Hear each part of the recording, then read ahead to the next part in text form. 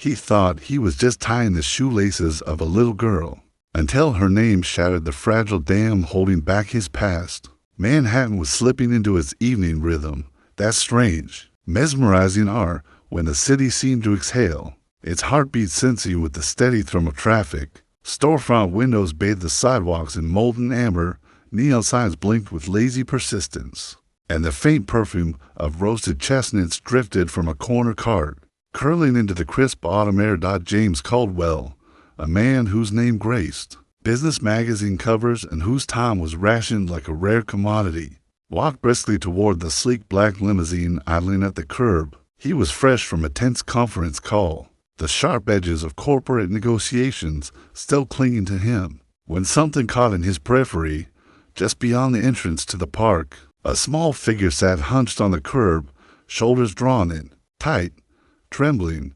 A pack of children retreated into the distance, their laughter skipping back across the pavement like mocking echoes. James slowed, frowning. The girl couldn't have been more than 5. Her hair, fine, golden strands, caught in the glow of a nearby street lamp, gleaming like spun sunlight. She was wrestling with the laces of bright pink sneakers, tiny fingers twisting and fumbling with stubborn loops that refused to form. Each failure made her breath hitch. At last, she dropped her hands into her lap in defeat, tears tracking pale cheeks. Without fully thinking, James stepped toward her, the sharp click of his polished shoes muted by the damp sidewalk. He crouched until they were eye to eye, the towering city momentarily dissolving into background haze. His voice, when it emerged, surprised him with its gentleness. "Hey there, having a bit of trouble?" She lifted her head. Wide, glassy, blue eyes searched his face as though measuring his trustworthiness. She didn't speak, only gave the smallest nod. James reached forward, taking the laces into his hands. His fingers moved slowly, deliberately, not rushing, because somehow he knew the act mattered more than its speed. When the bow was finally tied, he gave one lace a testing tug. "There," he murmured, a faint smile warming his expression. "That should hold for a while."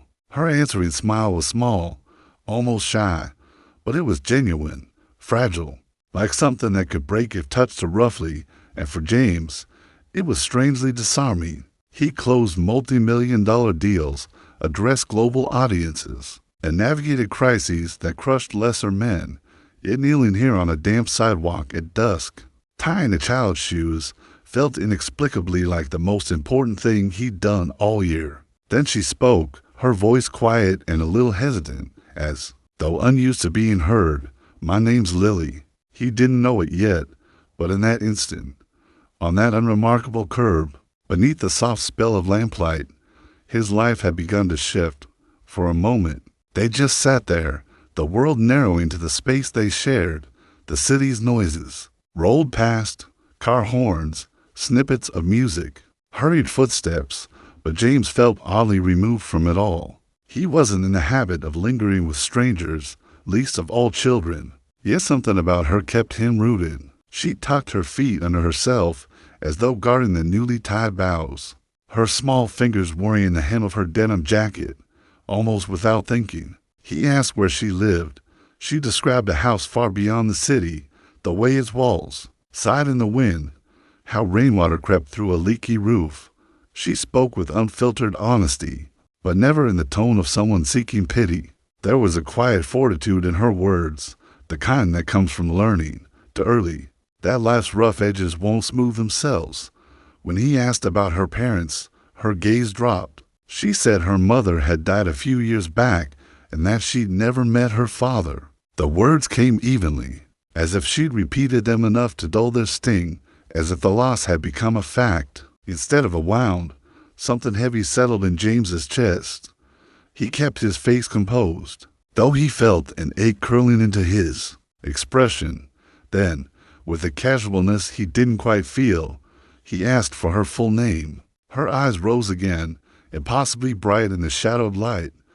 "Lily Clark," she said. The name hit him like a plunge into icy water. His pulse spiked. A tightness gripped his throat. Clark, a name he had locked away in the dustier corners of his mind, or tried to. a name tied to the one woman he had once loved without restraint. At last, Emily Clark. In a sudden rush, memories ambushed him. Emily's laugh lingering like music in a room long after she'd gone. The stubborn tilt of her chin in their debates. The softness in her voice on rare nights when the world beyond them ceased to matter. The sharp argument, the one that splintered them, words flung in frustration. Pride stacking bricks into a wall neither of them climbed. She left the city without a word. And he told himself it was for the best. For years, he believed it, or at least pretended to. Now, staring at a little girl with hair like spun gold and eyes painted in the same impossible shade of blue as Emily's, he felt his carefully walled-off past begin to crumble. Could it be? Was it even possible? He studied her without making it obvious. The faint curl in her hair, the curve of her lips when uncertainty hovered. Details so achingly familiar that they made his stomach knot. She didn't press him, didn't seem to sense the storm she had stirred. She simply swung her legs above the pavement, humming softly under her breath, but her name sat between them, electric with meaning she couldn't yet fathom. He forced a lighter tone, asking what she liked to do for fun. She lit up, talking about drawing flowers in the dirt, about turning clouds into enormous, lumbering animals in her imagination, and as he listened, James felt the pull, the unmistakable gravity of fate. He had walked this street by sheer accident, his life normally sealed in a schedule too tight for detours. Yet here he was, sitting beside a child whose name, and perhaps her very existence, had the power to rewrite everything he thought he knew. And deep down, in the part of himself he never let anyone see, he already feared the answer to the question forming in his mind. That night, in the vast, immaculate silence of his apartment, James lay awake, staring into the dark and wondering if the universe had just handed him the first page of a story he wasn't sure he deserved to read. It was the kind of silence that didn't soothe, but pressed in from every direction, heavy, insistent, unrelenting. Beyond the floor-to-ceiling windows, Manhattan's skyline shimmered, its towers bathed in the molten glow of late-night city light. Once, he had loved this view, claimed it as part of his identity, a glittering testament to the life he had built. But now, James Caldwell barely saw it. His mind was a tangled snarl of memory, looping the scene in the park over and over until each fragment burned sharper. The way Lily's voice trembled ever so slightly when she spoke her name, the shimmer of her eyes beneath the lamplight, the faint hesitation before she trusted him enough to let him tie her laces, and always, the last name, Clark. Each time, it struck him like a physical blow. For years, he had told himself that Emily was a closed chapter, a relic of a younger, more reckless self, but the truth was, she had never really left him. Her presence had haunted the dimmer corners of his mind, drifting into his thoughts in unguarded moments, pulling at him before he pushed her memory away again. He remembered the night they broke apart. The argument had begun with something so trivial he could no longer recall it, but it escalated piece by piece into an indictment of everything they were. Emily accused him of measuring life only by promotions, profit, and progress, of sacrificing love at the altar of ambition. He accused her of not understanding the weight he carried, the pressure that demanded sacrifice. In the end, she had packed her things in quiet finality while he stood frozen, too proud to call her back. Pride told him it was better to let her go than to admit he was wrong, and so she left.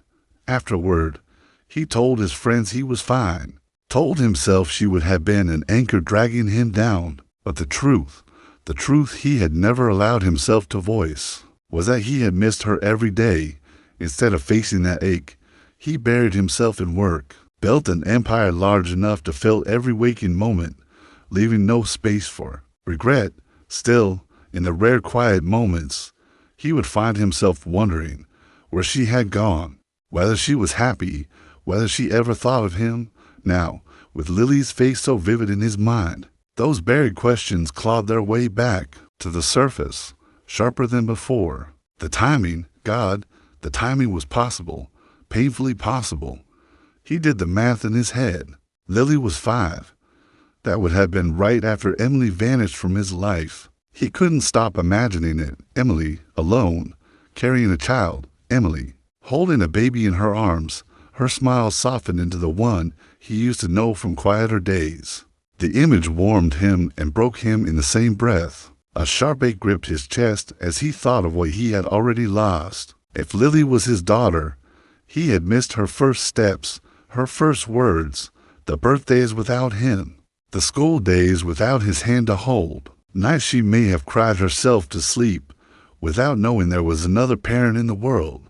The guilt pressed against him until it was almost unbearable.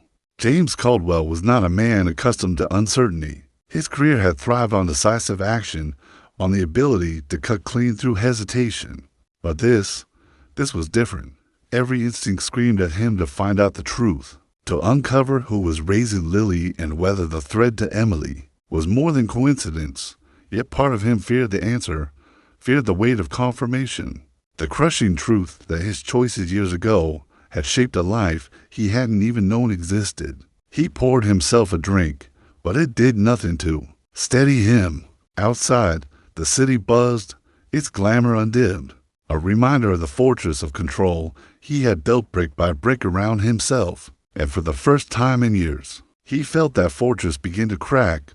Somewhere out there, a little girl with Emily's eyes had tied herself to his life without even knowing it. And James knew, with a clarity that unsettled him, that nothing would ever be the same. The next morning, he woke with a kind of determination that felt foreign, a conviction untethered from contracts and quarterly goals.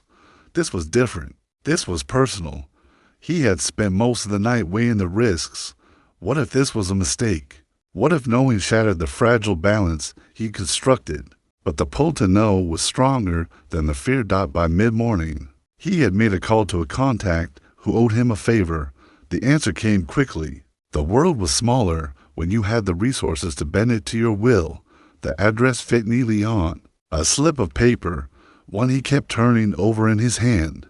As the driver steered the sleek black car away from the polished heart of Manhattan, toward the city's frayed edges, the neighborhood was worlds apart from his own, houses weathered by time, leaning slightly under the weight of years, paint peeled in soft curls, roofs patched with mismatched shingles. His car stood out like a foreigner on cracked asphalt at the end of the street.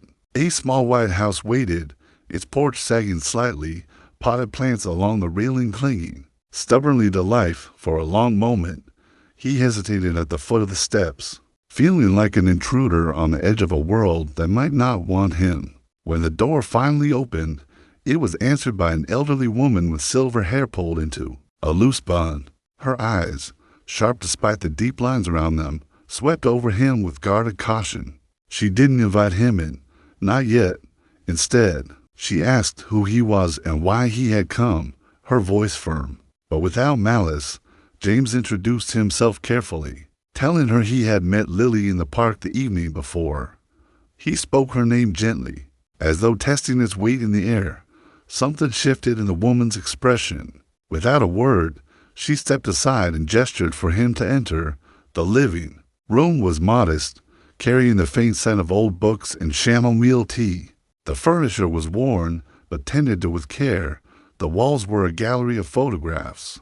Lily at different ages, her smile as constant as the changing years. But it was a single framed picture on a shelf that stopped him. Emily younger, holding a newborn swaddled in a blanket, her smile radiant.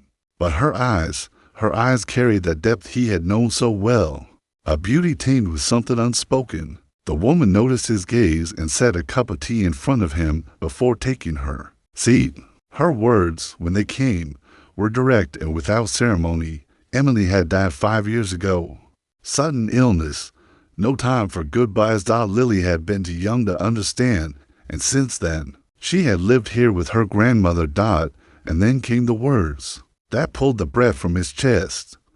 Lily was his daughter. Emily had meant to tell him, but convinced herself it would only cause more pain, that he was to consume by his work, that he didn't have space in his life for them. James sat frozen, the untouched tea cooling in his hands, guilt, grief, and something fragile, hope, surged in him all at once. The woman's voice softened. Lily knew nothing about him. If he was to be in her life, it had to be for the right reasons. Money could not heal what the girl needed most. Love, consistency, patience. They were the very lifeblood. Her granddaughter had been starved of simple words. Yet vast oceans to cross. And James had to decide whether he was willing to offer them, not just once, not just when it was easy, but always when he left that little white house. His thoughts churned like restless water in a storm. Emily's absence clung to him not as a sharp stab, but as a heavy, steady weight pressing against his chest. Yet beneath the sorrow, beneath the regret that whispered of years lost, another force took root, a stubborn, unshakable resolve. Now that he had seen the truth, really seen it, there was no returning to the safety of distance. In the days after, James shaped his life into something deliberate, careful. He didn't storm into Lily's world like a man with answers. He circled gently, almost invisibly, wary of breaking what was fragile. He learned the rhythm of her days, found small ways to exist at the edges of her life until she chose to let him in.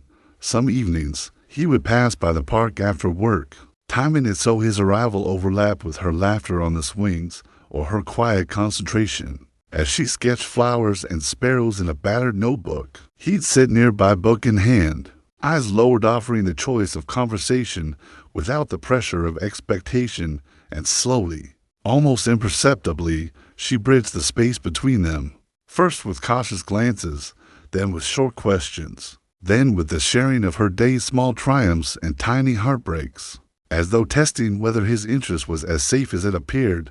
Quietly, he worked alongside her grandmother to lift some of the invisible weights from their lives. The leaky roof patched after a storm was arranged without fanfare, so it might feel like a stroke of good fortune rather than charity. New clothes appeared in Lily's closet, simple, practical, chosen with care to avoid attention. But when James tried to do more, her grandmother's voice grew firm. She doesn't need to be dazzled, she told him. She needs someone who will keep showing up, who'll mean it. The words struck deeper than he let on. Showing up, truly being there, was not something his world of contracts and deadlines had trained him for. He began to notice details. In Lily, it had pulled Emily's memory into the room like a ghost, both comforting and painful. The quick spark when she argued, the thoughtful tilt of her head, the way she vanished into music or clouds. And yet, there were pieces of her untouched by him, shaped instead by her grandmother, her friends, and the quiet steel forged in a childhood that had been anything but gentle. He saw how she bore the petty cruelties of childhood, the teasing, the unkind comparisons without complaint. He caught it in the way she lingered at the park's edge when certain groups gathered, or the faint tightening of her smile when another child boasted of shiny backpacks or brand new shoes. She held her back straight, daring the world to see her worth beyond what she lacked. One crisp afternoon, sitting cross-legged on the grass with a paper bag of warm pretzels between them, she spoke with startling clarity. "When I grow up, I'm going to be someone important," she said, not with longing, but with quiet determination. "Not so people will like me, so they can't laugh at me anymore." The words hit him harder than any boardroom defeat. He bit back the instinct to promise her everything right there, instead asking, "What does important mean to you?" Her answer came without hesitation. "It means people listen, and I can help them." That answer followed him home, lingering long after he'd left her at her door. He realized then that no sum of money could grant her what she truly craved: confidence, dignity, and the unshakable truth that she mattered. To offer those, he would have to give more than gifts. He would have to reshape his own life, perhaps more than hers. The thought frightened him, but lying awake that night, staring at the ceiling, he knew this was not a challenge he could walk away from. A small, stubborn voice in a denim jacket had already claimed a place in his life, and the thought of silence in its absence was unbearable. The call came without warning. A gray afternoon, a sky heavy with the scent of rain. James had just left a meeting when his phone lit with an unfamiliar number. Lily's grandmother's voice was trembling, her words tumbling too quickly to catch at first. But then the meaning landed. Lily, hospital, collapsed at school. His pulse roared in his ears. He left his car idling in the street, ordering his driver toward the hospital before he'd even hung up. The corridors there were bright, the air tinged with antiseptic and cold metal. Her grandmother sat rigid in a plastic chair, hands knotted tightly together. Her face was pale, her eyes steady as she explained. A heart condition Emily had known, had kept it quiet. It had never caused serious problems until now. The doctor said surgery was needed, and soon. Without it, James felt the words like a physical blow. Cost, specialists, urgency. He had navigated billion-dollar deals, but never had money felt so urgent, so alive with consequence. Without hesitation, he called from the lobby, his voice sharp and clipped, ordering his financial advisor to liquidate company shares. Market ripples, headlines, they meant nothing. All that mattered was giving the hospital a clear path forward. The days that followed blurred into a liminal existence of hospital rooms, hushed conferences with doctors, and the steady, haunting rhythm of machines tracing Lily's fragile heartbeat. James kept vigil like a sentinel, anchored to the quiet hum of the hospital room. Whenever they allowed it, he remained in that stiff-backed chair by her bedside, surrendering sleep to the shallow rhythm of her breathing each time she stirred, whispered, or shifted beneath the white hospital sheets. He was awake in an instant. She looked impossibly small there, a fragile figure dwarfed by the bed. Her blonde hair splayed like sunlight across the pillow. Her skin pale, almost translucent, seemed to melt into the sterile whiteness of the linen. The sight twisted something deep in him, dredging up a relentless ache for all the years he had missed, all the moments that had belonged to strangers instead of him. He wondered how many times she had reached for comfort, only to find his arms absent. And yet, there were those moments, the ones that undid him without warning. When her eyes fluttered open and found his, she would gift him the smallest smile, a fragile curve of the lips that said without words, "I'm not afraid." Those moments shattered him more than any corporate defeat ever had. He had survived hostile takeovers, tabloid scandals, and the collapse of multi-million-dollar deals without so much as a crack in his armor. But watching a 5-year-old fight for her life stripped him bare in ways he'd never known were possible. When the day of the surgery came, the weight was suffocating. He wore a path in the hallway's sterile linoleum, his footsteps tracing the same narrow loop until his calves ached and his chest felt too tight.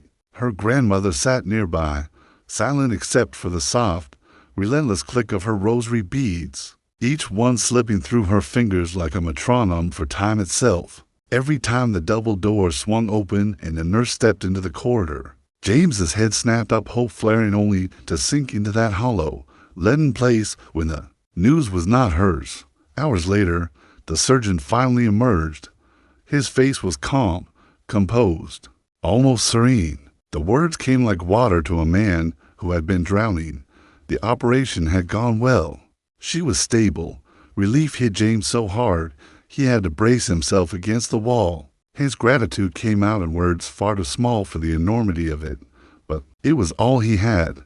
He didn't care about the money it had cost, or how the decision would ripple through his career. All that mattered was that she would wake, that she would have years ahead of her, years to run, to laugh, to grow into the kind of life that had been teetering on the edge of being stolen from her. That night, seated by her bed as she slept, more peacefully than she had in days, James felt an unsettling clarity take root. He had once believed his worth was measured in numbers and power, in what he could acquire and control. But here, in the soft cadence of her breathing, he realized all of it meant nothing compared to this, to being present, to ensuring she would never face the world alone again. A week later, Lily came home. Her steps were still tentative, her body still recovering, but her spirit was brighter than he'd seen it since the day they met. James visited nearly every day, sometimes with board games or picture books, sometimes with nothing but his company. He began to notice how her eyes lit up when the doorbell rang, how they searched for him first, and each time they landed on him, warmth unfurled in his chest like a long-forgotten ember catching fire. It was during one of these visits, when Lily was asleep in the small bedroom at the end of the hall, that her grandmother asked him to stay after she woke. Her voice was steady, but her eyes told him this was not a conversation to take lightly. When Lily's breathing faded into the background, the older woman disappeared into another room and returned carrying a cardboard box. Its edges were taped, the surface faintly perfumed with the mustiness of years. She placed it on the coffee table, sliding it toward him without a word. James hesitated, his fingers brushing the brittle tape as though the act of opening it might somehow rewrite the past. Inside were stacks of envelopes, some tied with ribbon, others loose and worn at the corners. The handwriting on them arrested him instantly. Emily's, the elegant curves, the way certain letters bore the imprint of a hand that had pressed. The hard, driven by emotion. He pulled one from the top, unfolded it carefully. It was addressed to him, the postmark from years ago. The words began without preamble, as though she had been holding them until long to waste time on greetings. She wrote of trying to reach him after she left, but not knowing how to cross the distance his silence had created. She hadn't wanted to disrupt his carefully built life, the one she knew he had fought so hard for. But there was something he needed to know. Lily was his daughter. She wrote of the day she found out she was pregnant, the fear that had shadowed her, and the quiet, stubborn hope that one day he might be ready to be part of their lives. "If you're reading this," she said, "it means I didn't get to tell you in person, but I hope you'll find her, and when you do, I hope you'll love her the way I know you can." James read the letter again and again, until the words blurred and his chest felt too constricted to breathe. The guilt he had been nursing since meeting Lily hardened into something heavier, sharper, a wound that would not heal. Every year he had thought of Emily as a chapter long closed was now revealed as a story still being written, one in which he had been absent. He pictured her alone, making choices without him, carrying their child into the world, bearing burdens he should have shared. When he finally set the letter down, his hands were trembling. Her grandmother was watching him with a quiet understanding that felt almost unbearable. She admitted she had considered giving him the box years ago, but had decided against it, doubting he would have acted differently then. Now, having seen him with Lily, she believed the time was right. But she warned him Lily did not know who he was, and if he chose to tell her, it must only be when he was certain he could commit completely. There was no place in her life for someone who might walk away again after she left him alone. James sat there for a long time, staring at the box. The weight of the past pressed in on him from every side. The regret was nearly suffocating. And yet, beneath it, something else was taking form, a clarity as sharp and certain as sunlight through a storm. The question was no longer whether he wanted to be part of her life. He already was. Every choice from here on would shape her world and his. When he left that night, the letter folded neatly inside his coat. He knew one truth with absolute certainty. Turning away was no longer an option. 2 years passed, and the jagged edges of that first meeting in the park had smoothed into something steady, something enduring. James had stepped back from the endless grind of corporate life, shocking his colleagues and confounding the business press with his sudden retirement.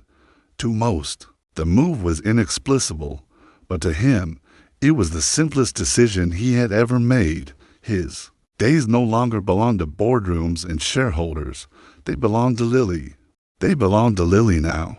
Those hours and days stitched together by quiet routines and unexpected laughter. James had slipped into her world not with the force of a grand entrance, but with the ease of someone who had always been meant to be. There, mornings found them at the small, sunlit kitchen table in her grandmother's house. Lily would chatter between spoonfuls of cereal about art projects and playground dramas, while James' hands steady, heart still learning the rhythm of fatherhood, packed her lunch with a care that made even the simplest sandwich feel deliberate. Afternoons might lead them to the library, to pages turned in companionable silence, or to afternoons at the table where pencils rolled between them as they sketched side by side. Some days, they baked cookies that came out lopsided and overbrowned. disappearing before dinner in a flurry of crumbs and giggles. His business venture still hummed faintly. In the background a distant engine, but they no longer dictated the tempo of his life. The man who once chased profit and power now marked his days by Lily's laughter, by the sound of her feet on the stairs, by the way her voice called him into the present without even trying. In 2 years, Lily had changed not just in height, but in presence. The girl who once sat on a park curb with untied laces and eyes that never quite met his now carried herself with quiet pride. She laughed without checking who was listening. She asked questions that demanded honest answers. She spoke her mind with a confidence that hadn't been there before. She could ride a bike, coax simple melodies from the piano, and hold her own when other children tried to shrink her. James knew some of it was time, doing its natural work, but not all of it. The rest, he sensed, came from something deeper, the steady knowledge that she was no longer alone. The truth about their connection, about Emily, was a truth he had carried in his chest for months. A stone he didn't know how to set down without shattering the fragile trust between them. When he finally did, it was on an autumn evening where the air was crisp but not yet cruel. They sat on the porch, watching the sky brush with pink and orange. He spoke softly, telling her about her mother, how he had known Emily long before Lily's first breath, and how he hadn't learned of her existence until fate brought them together. He let her set the pace, answering her questions without rushing the silences.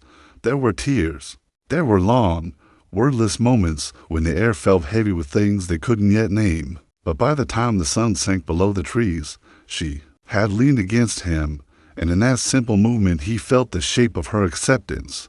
That night, she called him Dad for the first time. The word landed like a gift, an avowal all at once, light in its sound, heavy in its meaning.